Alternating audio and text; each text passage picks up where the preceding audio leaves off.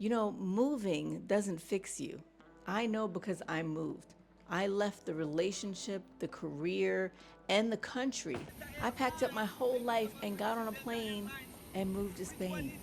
And then about 3 months in, I realized something that nobody had warned me about. I brought my whole self with me. Every pattern, every fear, every habit that had burned me out back in the US, it made the trip with me. It just had a better view now. So if you're thinking about moving abroad or you already moved and you're wondering, why do I still feel this way? Then this video is for you.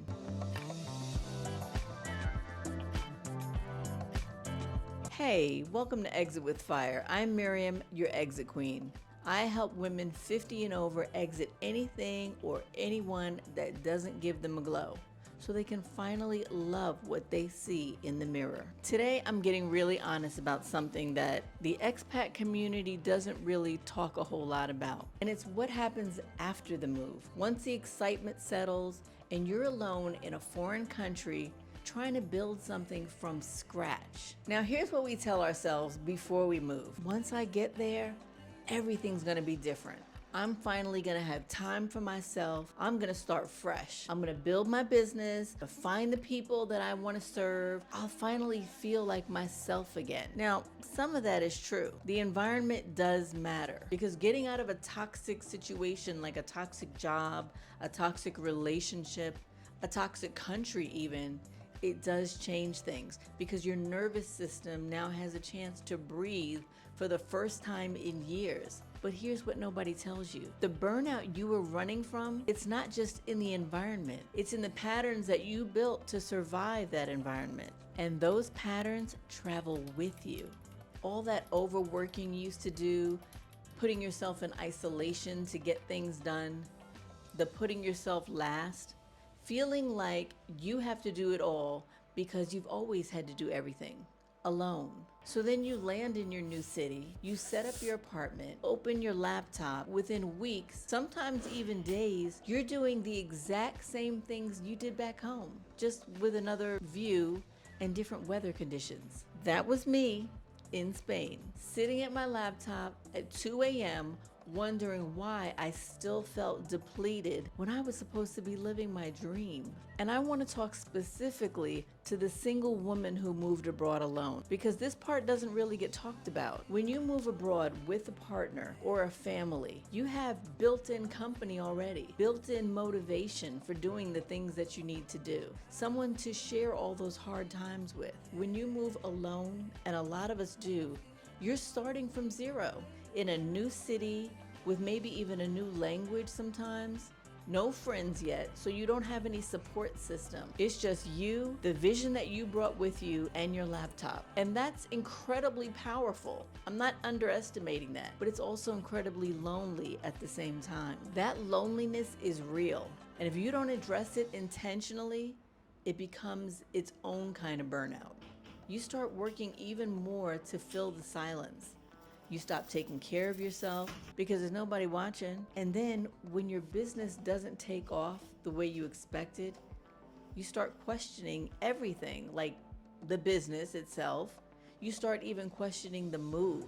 Maybe it was better where I was. Maybe because I had a support system, I would have built-in customers. You start questioning yourself. I'm telling you, I have been there more than once since I've been here in Spain. And what I've learned is that the move gives you the opportunity for a new life, but it doesn't automatically give you that life. You have to build it intentionally with the same energy you use to actually plan the move itself. So what prevents burnout abroad?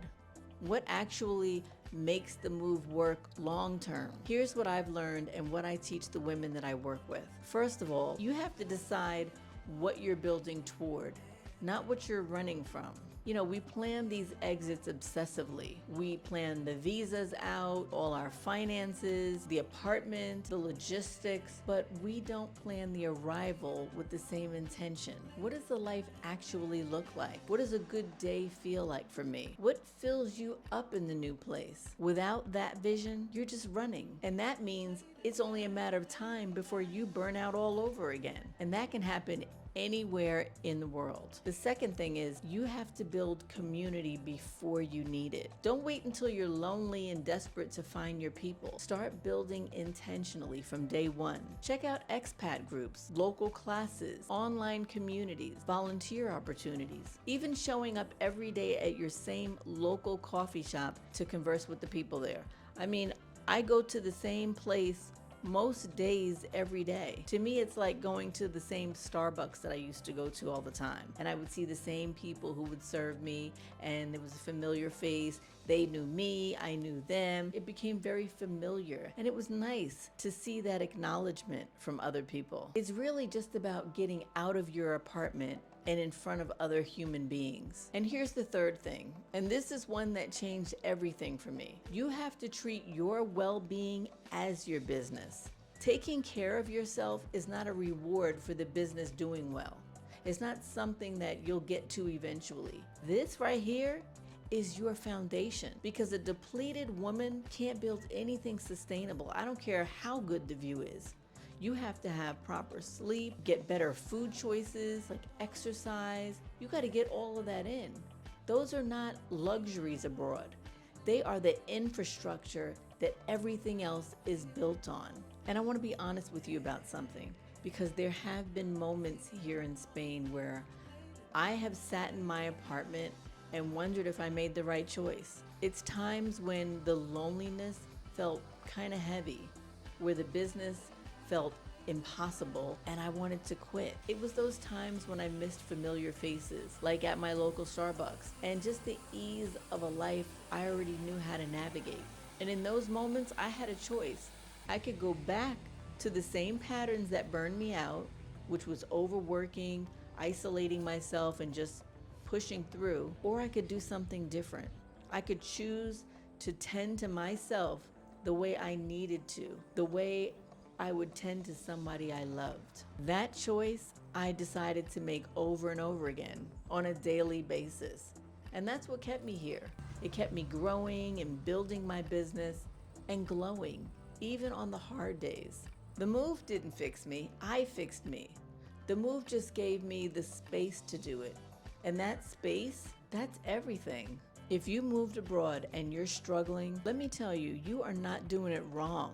You're just in the middle of the real work, the work that happens after the move. And if you're still planning your exit, then plan for this too. Plan for when you get there. Plan it intentionally, not just the logistics of it. Because the life you're dreaming of, it's absolutely possible. I'm living it right now here in Spain with all its imperfections, hard days, the beautiful moments I have. All of it is simultaneous. But it took intention, and it took doing the inner work alongside the outer work. And that's what we do inside the Freedom Collective, where women 50 and over come to glow up, rebuild, and live on their own terms. I'll put the link below. If you want to work with me personally, book your free 15-minute clarity call. That link is also below. I'm your exit queen, helping you break free, rebuild, and glow from the inside and the out. And I'll see you in the next video.